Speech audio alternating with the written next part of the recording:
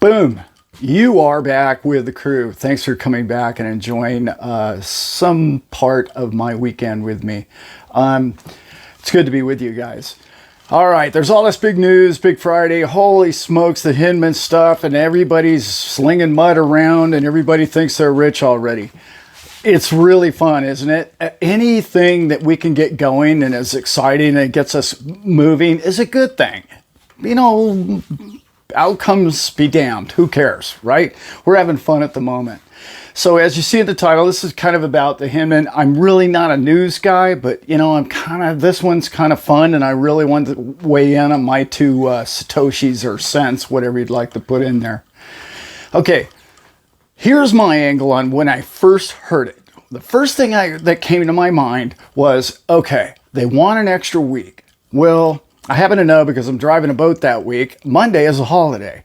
Okay, so maybe they just need a few extra time to make sure, and they're just delaying things or whatever.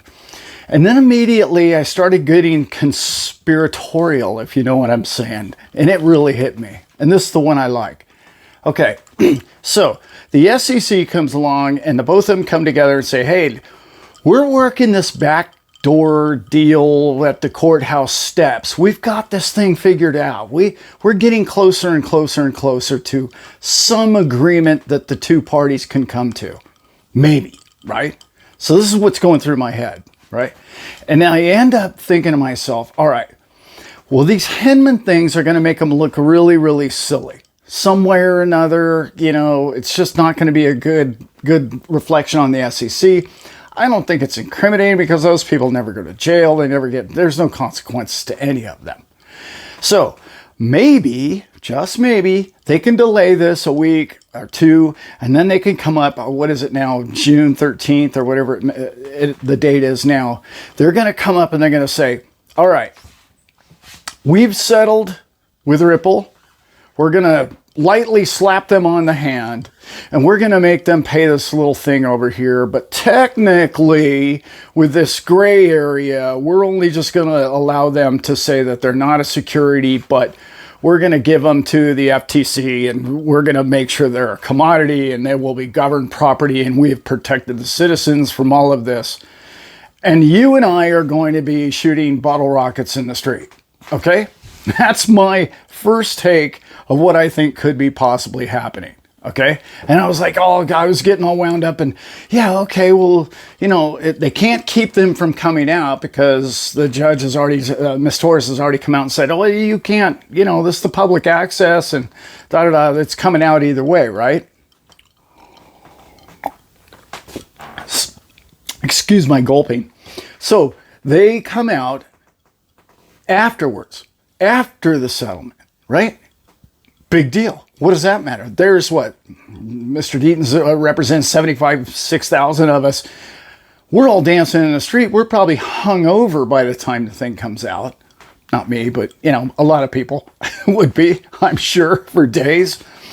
And so by the time the thing comes out, who cares? Who would even read the emails?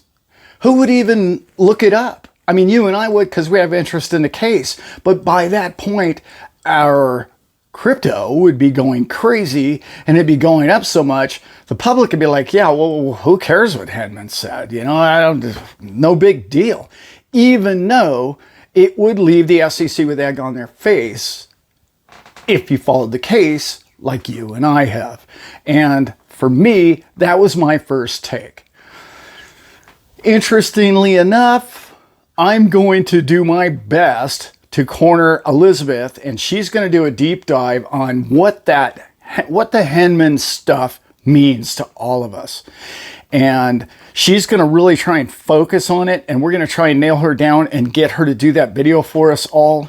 And hopefully that will be coming up, and it will be in a video that you're going to be able to see if you are a Patreon member, unfortunately. But we will release it later to YouTube as well.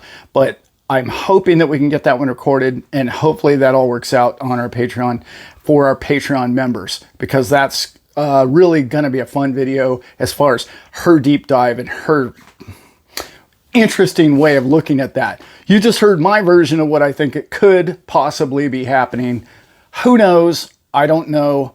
None of us know.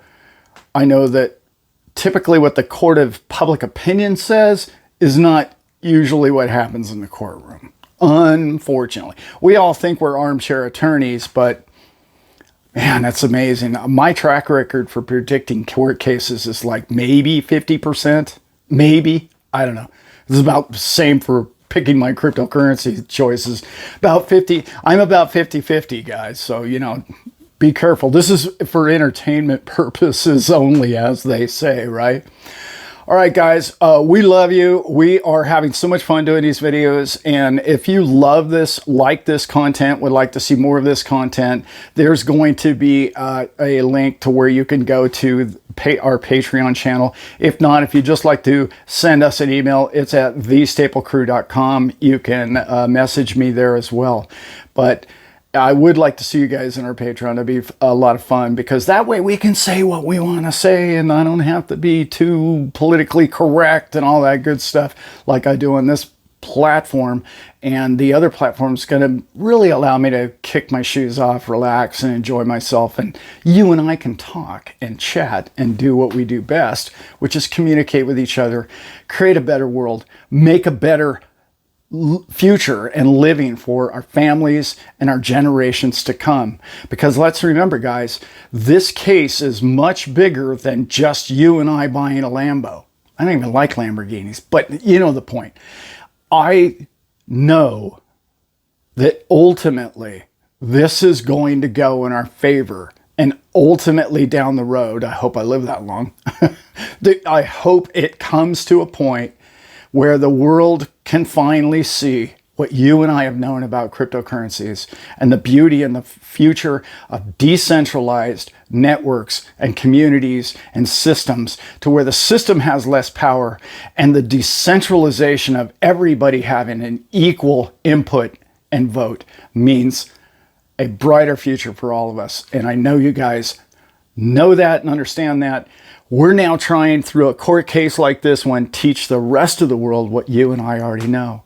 And with that, I'm going to make this one short. And with that, guys, I am out.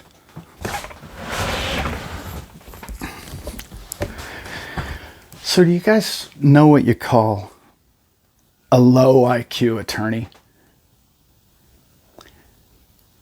Senator or congressman, whichever one works for you.